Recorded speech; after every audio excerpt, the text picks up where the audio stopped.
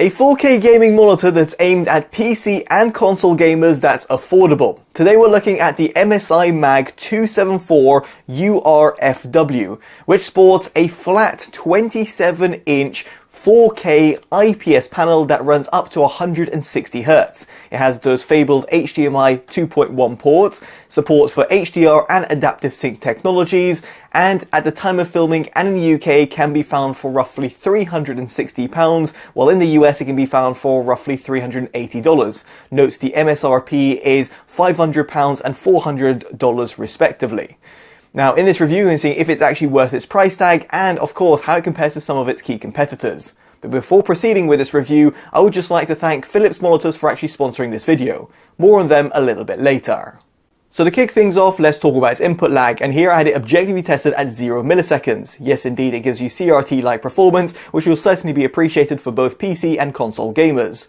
This is the same that could be said about a lot of the recent monitors that I've tested, be it 4K or not.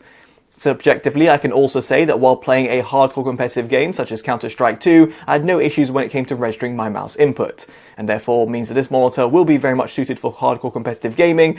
But with that said, I can't see people getting a 27-inch 4K monitor for this purpose. Nonetheless, when it comes to the overall response time, the monitor is also very good. Now, there's a few different overdrive modes that you'd want to select from. You've got normal, fast, and fastest. Now, first off, on the normal preset, which is not recommended, you'll be able to see via the OSRT tool, I clocked in an average initial time, which is at the bottom left-hand side of your screen and translates to the average G2G, which most manufacturers claim, at 5.93 milliseconds. You can see, however, the percent in window is only 53%. Thankfully, that does change if you go on the recommended fast mode overdrive, because the average initial time drops down to 4.1 milliseconds, while the percent in window sits at a respectable 80%. It actually even gets better, with the percent in window getting even higher at 90%, with the average initial time dropping down to a stonkingly low 2.92 milliseconds, which is actually really unheard of for a 4K IPS monitor. However, you will be able to see that towards the middle of your screen, there's a lot more RGB overshoot. What this effectively means is that there is a bit more purple trailing on the fastest preset, and therefore can throw you off when you're playing more visually intense games. It was somewhat possible when I was playing Counter-Strike 2, and indeed over here I was actually running it on its fastest mode overdrive, and I just got used to the little bit of RGB overshoot that was occurring. If, however, this does throw you off a bit too much, then you might want to dial it down to the fast mode preset. And given this monitor is aimed at more casual gamers, at least in my opinion due to its refresh rate, then here I feel that the fast mode preset does strike a good balance between the overall response time and also the overall visual impact. Now, this actually perfectly brings me onto its motion clarity, and yes indeed it's not exactly the best because it is also limited to 160Hz refresh rate. It's not going to compete with more expensive OLEDs or of course high refresh rate monitors. Nonetheless, given the overall monitor's price, I've actually got no real complaints. Thankfully, you can also better the overall motion clarity by enabling MPRT mode. This is effectively a motion blur reduction technology and will give you a much more clear image. Hopefully it's apparent over here via the UFO ghosting test. The only consideration over here is the MPRT mode will lock the brightness and a few different things will be disabled. However, it is absolutely fantastic to see that MPRT mode can be used simultaneously with adaptive sync technologies. In other words, AMD FreeSync and Nvidia G-Sync. Now, this brings me on a perfect segue to talk about those VR technologies, and here the VR range of this monitor sits from 48 up to 160Hz because it doesn't have a native G-Sync module. Here I was actually able to test it with my RTX 3080 while connected over DisplayPort, and it didn't encounter any sort of black screen issues or flickering.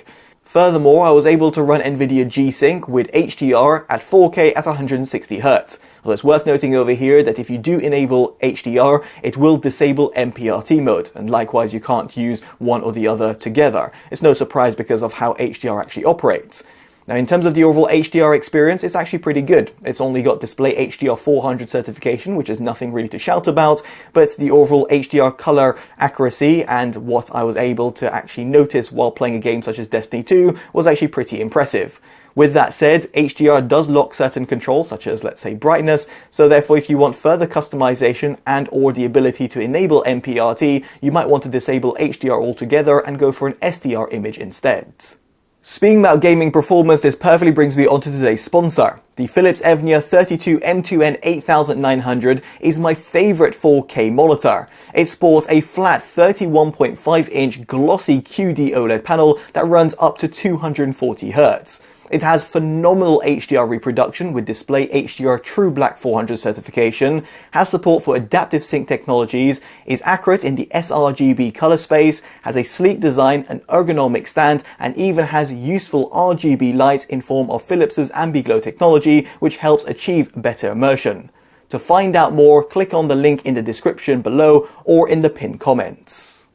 Shifting back to the MSI monitor, we should talk about console gaming. And here the monitor has got full bandwidth HDMI 2.1 ports, which means you can drive up to 120Hz at 4K, or of course at lower resolutions and refresh rates. Now, using the OSRT tool, I had the monitor tested at 120Hz using the recommended fast overdrive modes with the average initial time at 4.29 milliseconds, with the percent in window sitting at 96.67%, and indeed it's actually very impressive. You can go for the fastest mode overdrive if you so wish, which brings down the average initial time to a very impressive 2.95 milliseconds, although do bear in mind again that the RGB overshoot is actually quite severe. Now at 60Hz on the fast mode overdrive, the average initial time is just 4.44 milliseconds, with a percent in window sitting at a perfect 100%, while in the fastest mode preset, it drops down to 4.07 milliseconds, but you will notice over here that the RGB overshoot is actually far more plausible. So therefore at 60Hz, you might want to run it on its fastest mode preset, while at 120Hz, you might want to run it on its fast mode preset. To demonstrate what I'm talking about over here, you'll be able to see the UFO ghosting test. Now it's worth noting over here that MPRT mode is not available at 60Hz, which is no surprise due to the overall strobing effect, but is present at 120Hz, and therefore might be something that you might want to utilize while playing on a PC or of course on a console. Moving on, we get onto the overall image quality, and as a reminder, you've got a flat 27-inch IPS panel that runs 4K at 160Hz, and it's also got a matte coating to it, so therefore you don't have to worry about reflections.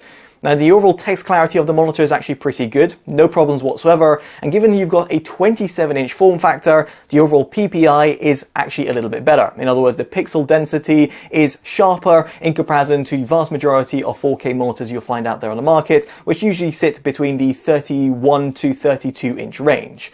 Now the overall color accuracy, at least in the sRGB color space, is also very good. Via the monitor's OSD, you've got a dedicated sRGB mode. And in said mode, I had its gamut coverage tested at 92.7% and its gamut volume of 96.6%. Below you can see how it compares to the standard. The average LTE sits at a very impressive 1.01 with a maximum of 1.99. Closer to 0 is better, and indeed this monitor can be used for serious image editing work or video grading. Its tested contrast ratio clocked in at 1027:1, which is no surprise for an IPS panel, while its measured white point is actually very close to the 6504 Kelvin target at 6325 Kelvin at 100%. In terms of its gamma curve, it's also very much bang on to the 2.2 standards. Now it is worth mentioning that the monitor does have a wider color gamut in the other modes, although the overall color accuracy isn't that impressive. So just worth considering that if you're just going to be gaming with the monitor, you might want to go outside of the sRGB modes, but of course if you're going to be doing any sort of image editing or video grading, then potentially choose the sRGB modes, at least if you're working in that color space. Moving on from the color test, what about when it comes to brightness? Well, here in SDR and in HDR, I clocked in a peak of 470 nits, and therefore it means we'll be plenty bright in a bright sunlit room. I actually had it running majority of the time at roughly 60% brightness. The MPRT brightness is locked at 213 nits, which is actually still very usable and therefore appreciated that it's not overly dim. And in terms of its minimum brightness, it drops all the way down to 33 nits. So therefore this monitor can be used in a completely pitch black environment.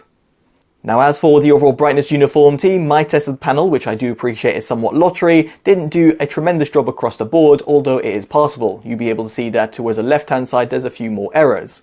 Now as for the overall backlight bleed, I actually had no complaints. Just do remember this is an IPS panel, so therefore will suffer from some degree of IPS bleed, but of course if it is something that really bothers you and will throw you off, then you might want to look at a VA, TN or of course an OLED if you can afford it. Moving on, I would like to touch upon its build quality, and here you've got a three-side boards design with a relatively thin bottom bezel. I also like the fact that it's got an all-white finish, which makes it stand out over some of its rivals. It's not exactly my cup of tea, but it's something that is a little bit different. Furthermore, the stand itself is also really ergonomic. Not only is it really well designed because it doesn't have a really odd triangular stand, where again a lot of its competitors opt for that, but you've also got full controls, height, tilt, pivot and swivel adjustments, and therefore means you can find the right sort of ergonomics for you. If for some given reason you do not want the sturdy stand, you can actually replace it with a VESA compatible stand, allowing you to mount it on a monitor arm or put it on a multi-monitor setup. Now, at the back of the monitor, you might have also noticed that there's an RGB strip, which is completely redundant and pointless in my opinion, because not only does it add to the overall power consumption, but it might have added to a little bit of extra premium when it comes to the overall price. Frankly, here I do think that manufacturers should just eradicate RGB lights if they don't serve a purpose, like what you find on this MSI monitor. Now, thankfully, you can actually disable the lights altogether via the monitor's OSD, which can be accessed via a small little joystick button that's conveniently found at the back right-hand side of the monitor. Now, the OSD itself is comprehensively laid out and also quite intuitive to use, although sometimes can be a little bit convoluted between the different modes, for example the gaming and the professional and the image modes. Nonetheless, once you get your head around it, you'll find all the right options that you'll want to have for you to customize it. Now, to conclude, I would just like to point out that there is a singular DisplayPort 1.4a input, two full bandwidth HDMI 2.1 ports, and also a USB Type-C input, which will also drive 15 watts of power. Handy, for example, if you want to simultaneously charge your laptop while also using the monitor as an external display. Elsewhere, you have also got a 3.5mm jack output, which can be handy if you want to route audio directly via the monitor and plug in your headphones. I mention this because the monitor does not have any built-in speakers. So with all that in mind, it brings me on to my verdict, and I feel you should seriously consider this MSI monitor, at least if you're looking for an affordable 4K panel that performs well across the board. Indeed, at the time of filming, and in the UK, it can be found for just £360, while in the US it can be found for $380. And at this price point, I don't think there are any better alternatives. In fact, even in terms of its MSRP price, I do think it's a really good package. You're getting a low input lag, fantastic response times, 160Hz with 4K, and you've also got that compact form factor of 27-inch, giving you better pixel density. You've got fantastic sRGB color accuracy, good HDR performance with adaptive sync technologies, which also will run simultaneously with MPRT. You've then got those fabled HDMI 2.1 ports, USB Type-C input, which gives it better degree of flexibility. And you've then got a nice design, a very ergonomic stand, and a good OSD. All of this makes it actually very easy to recommend, and as such, it gets my Best Buy award. Now, I'd be curious to know what you make of the monitor down in the comment section below, and if you'd pick it over some rival alternatives. If you have enjoyed this detailed independent review, definitely do consider dropping a like, subscribing and hitting that bell notification, all of which would be greatly appreciated. As such, I've been Totally Dubbed and I'll hopefully see you in the next one. Take care of yourselves and goodbye.